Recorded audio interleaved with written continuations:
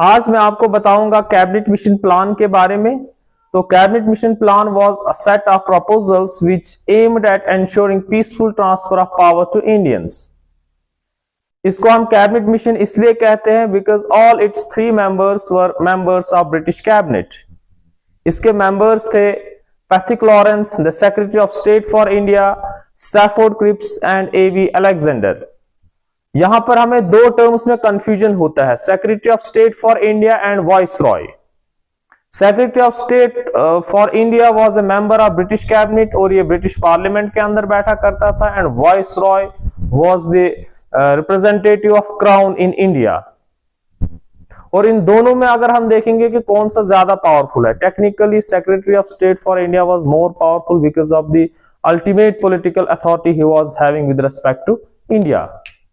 बाकी जो वॉइस रॉय है उसका एक अपना स्फीयर ऑफ इन्फ्लुएंस था, अपने पावर्स जो है अलग से थे। तो अब जो है सेकेंड वर्ल्ड वॉर की बिगिनिंग से जो है इंडिया में पॉलिटिकल डेडलॉक एग्जिस्ट कर रहा था, and British failed to solve this deadlock and it become evident that British government had to leave India in near future.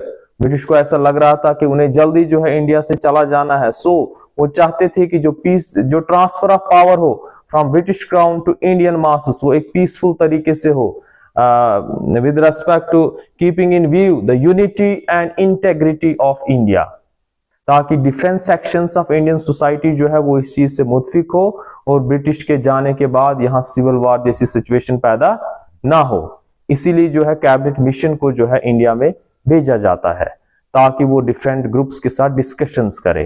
तो कैबिनेट मिशन जो है ये फाइनली जो है 24 मार्च 1946 को इंडिया में पहुंचता है, and it carried out discussions with different leaders। और 5 वीक्स तक इन्होंने डिस्कशंस अपनी की with representatives of provinces and representatives of princely states.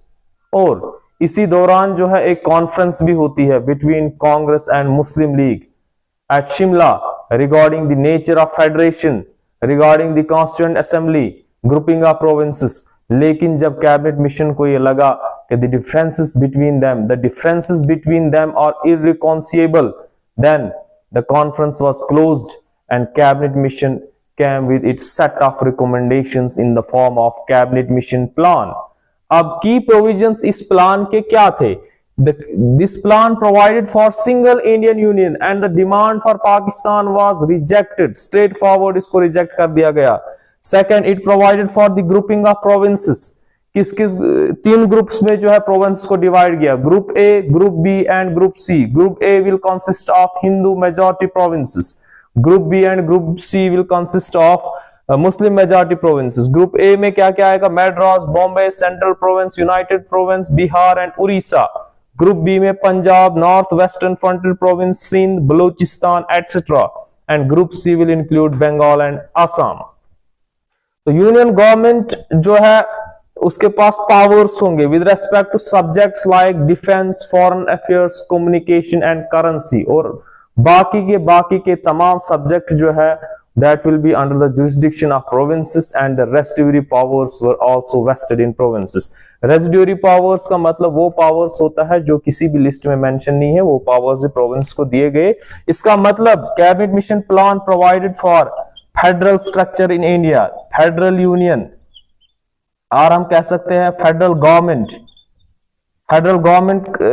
It provided for federal government in India in which provinces were having slightly more powers.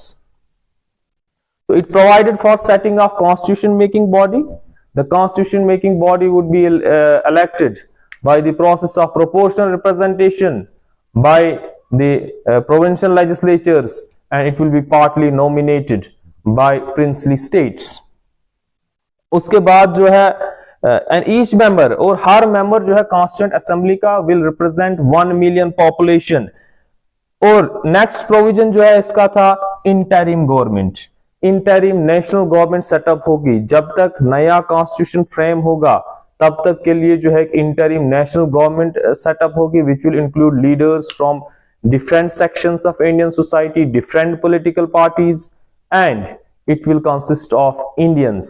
और तमाम के तमाम जो लोग होंगे, मेंबर्स होंगे इंटरिम गवर्नमेंट के, they will be Indians except the governor general.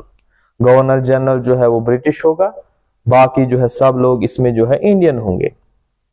तो ये थे इसके कुछ की इंपॉर्टेंट प्रोविजंस। और अब हम देखते हैं what was the stand of different sections और different political parties with respect to the cabinet mission plan. सबसे पहले हम बात करते हैं इंडियन नेशनल कांग्रेस की। इंडियन नेशनल कांग्रेस कुछ प्रोविजंस को एक्सेप्ट करती है, कुछ को रिजेक्ट करती है। Indian national Congress accepted the provision with respect to the setting up of constituent assembly, but at the same time it was against the provincial grouping। और कांग्रेस का ये मानना था कि जो प्रोविंशियल ग्रुपिंग है ये वॉलेंट्री हो, ना कि कंपलसरी। मुस्लिम लीग का क्या स्टैंड था? मुस्लिम लीग का यही मानना था स्टार्टिंग में, जो in the beginning they accepted this plan, but when the formation of interim government was postponed due to the refusal of Congress to join the interim government, Muslim League rejected this plan।